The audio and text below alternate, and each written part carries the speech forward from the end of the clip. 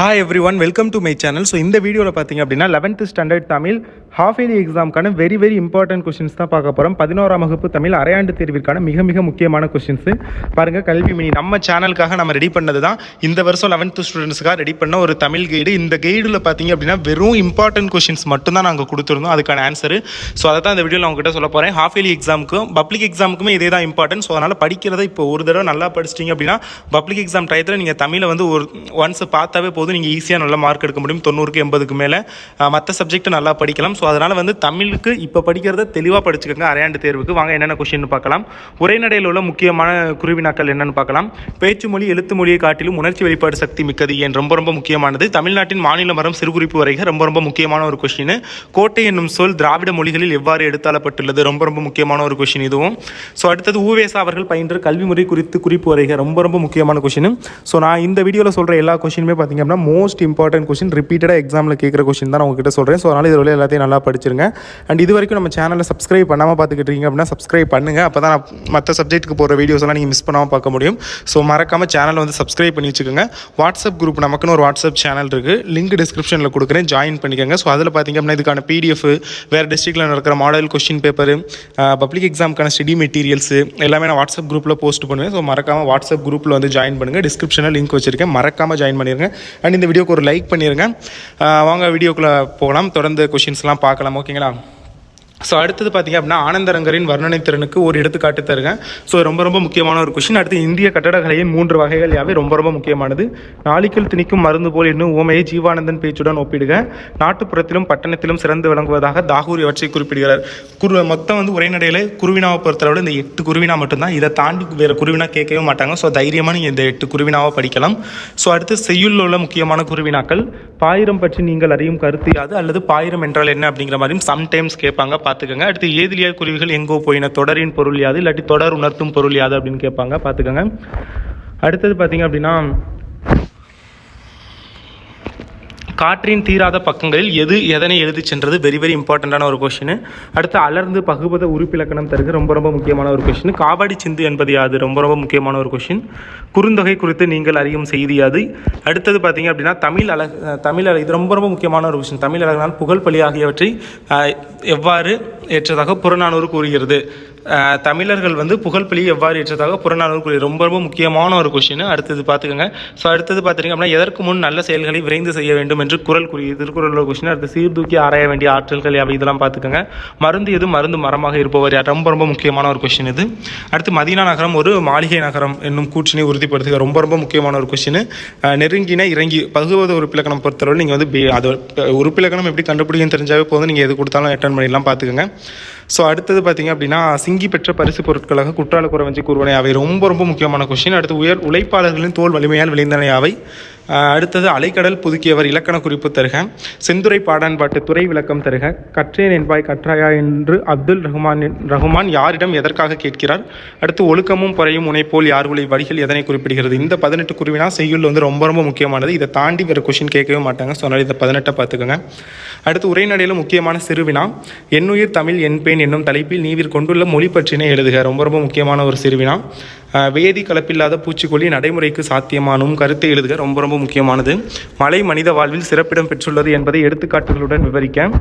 So அடுத்தது பார்த்திங்க அப்படின்னா தமிழ் இலக்கியங்களில் கல்வி குறித்து நீங்கள் அறிந்த செய்திகளை அட்டவணைப்படுத்த. இது ஓரளவுக்கு இம்பார்ட்டன்ட், பார்த்துக்கோங்க. அடுத்தது சமணப்பள்ளிகளும் பெண் கல்வியும் குறிப்பு வரைக ரொம்ப முக்கியமான ஒரு கொஸ்டின்.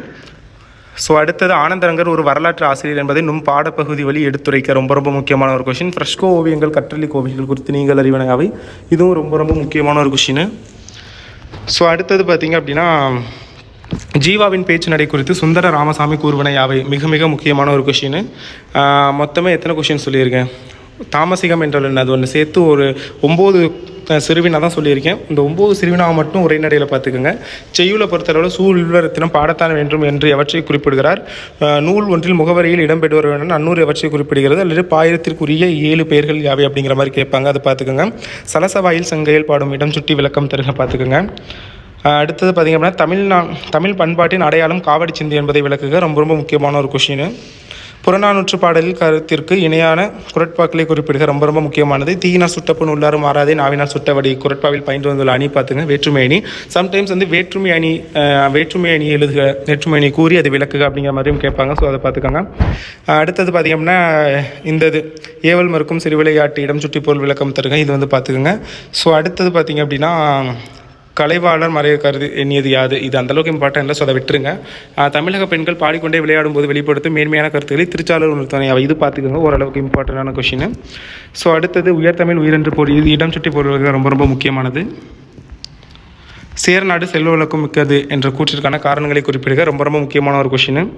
இன்குலாப், இது வந்து ஒரு முக்கியமான ஒரு கொஷின், இதையும் பார்த்துக்கோங்க. அடுத்தது வாய்க்காலின் சிறப்புகளாக குறிப்பிடுவேன் அவை, இது ஓரளவுக்கு இம்பார்ட்டன்ட் பார்த்துக்கோங்க. இந்த 13 சிறுவினா மட்டும் படித்தா போதும், செய்யுள்ள 13 கூட இல்லை, அதில் 2 இது ஓரளவுக்கு தான் இம்பார்ட்டன்ட். ஒரு 10 கிட்ட படித்தா போதும், நான் சொல்லியிருப்பேன் இதெல்லாம் ஓரளவுக்கு, நான் அதை விட்டுருங்க. அடுத்தது பாருங்கள், இதெல்லாம் பப்ளிக் எக்ஸாம் ஹாஃபிலி எக்ஸாம்னால நிறைய தடவை கேட்ட கொஷின். உரைநடை நெடுவினாவை பொறுத்தளவில் நீங்கள் மொழியை வெளிப்படுத்தும் நிலையில் பேச்சு மொழியும் எழுத்து மொழியும் எவ்வாறு உணர்கிறீர்கள் என்பதை விவரிக்க ரொம்ப ரொம்ப முக்கியமான கொஷின். ஸோ அடுத்தது இயற்கையோடு இயந்து வாழ்ந்த தமிழர்களின் இருப்பிட பெயர்களும் இயற்கையோடு இயைந்தே இருந்தேன் கூற்றினை மெய்ப்பிக்க, ரொம்ப ரொம்ப முக்கியமான ஒரு கொஷின். ஸோ அடுத்தது பௌத்த கல்வி, சமண கல்வி, மரபொலி கல்வி முறைகளில் தமிழக கல்வி முறையில் ஏற்பட்டுள்ள பல்வேறு மாறுதல்கள், ரொம்ப ரொம்ப முக்கியமான ஒரு கொஷின். ஸோ இது வந்து பார்த்துக்கோங்க. அடுத்தது பார்த்திங்க அப்படின்னா உங்களுக்கு தாம் வாழ்ந்த காலகட்டத்தில் நாகரிக புதையலாக நாட்குறிப்பை பயன்படுத்தியவர் ஆனந்தரங்கர், இது ரொம்ப ரொம்ப முக்கியமான ஒரு கொஷின், அதையும் பார்த்து வச்சுக்கோங்க. ஸோ அடுத்தது பார்த்திங்க அப்படின்னா கல்லும் கதை சொல்லும், இதுவும் ரொம்ப ரொம்ப முக்கியமான கொஷின். என்னும் தொடர் தஞ்சை பெரிய கோவிலுக்கு பொருந்துவதை விளக்கி எழுதுக, ரொம்ப ரொம்ப முக்கியமானது. அடுத்து சுந்தர ராமசாமியின் காற்றில் கலந்த பேராசை, இதுவும் ரொம்ப ரொம்ப முக்கியமான ஒரு கொஷின். சிதறிய கடிதங்கள் உணர்த்தும் கருத்துக்களை சிதறாத விளக்குக, ரொம்ப ரொம்ப முக்கியமான ஒரு கொஷின். ஸோ இதை மட்டுமே உரைநடையில் படித்தா போதும். அடுத்து செய்யுள் பார்த்திங்க அப்படின்னா நன்னூல் பொதுப்பயிரம் சிறப்பு பயிரம் வாயிலாக அறியலாகும் செய்திகளை தொகுத்துரைக்க, ரொம்ப ரொம்ப முக்கியமான ஒரு கொஷின். ஸோ அது வந்து பார்த்துக்கோங்க. ஸோ அடுத்தது பார்த்திங்க அப்படின்னா இது திருமலை முருகன் பல்லுக்கூறும் வடகரை தென்கரை நாட்டு பாடல்களை இயற்கை வளங்களை விவரிக்க, ரொம்ப ரொம்ப முக்கியமான ஒரு கொஷின், அதுவும் பார்த்துக்கோங்க. காவடி சிந்து ஒரு வழிநடை பாடல், இக்கூற்றை அண்ணாமலையாரின் பாடல்களையும் மதிப்பீடுக, இது ஓரளவுக்கு இம்பார்ட்டன்ட், வேணும்னா பார்த்துக்கோங்க, இல்லாட்டி விட்டுருங்க. அடுத்து அடக்கமுடைமை குரலில் உள்ள இந்த கொஷின் ரொம்ப ரொம்ப இம்பார்ட்டன்ட், இதை வந்து பார்த்துக்கோங்க.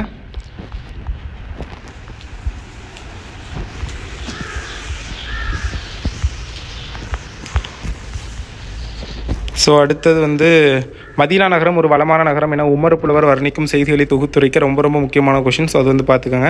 அடுத்து பாரதிதாசன் ஒரு புரட்சி கவி, இதுவும் ரொம்ப ரொம்ப முக்கியமான ஒரு கொஷின், பார்த்துக்கோங்க. இதெல்லாம் தான் செய்யுள்ள. அடுத்து துணைப்பாடத்தை பொறுத்தவரை தமிழர்கள் வாழ்வோடும், இது ரொம்ப ரொம்ப முக்கியமானது. அந்த முத்துலிங்க, இது 6ஆம் திணையில் உள்ளது, அது வந்து நல்லா பார்த்துக்கோங்க.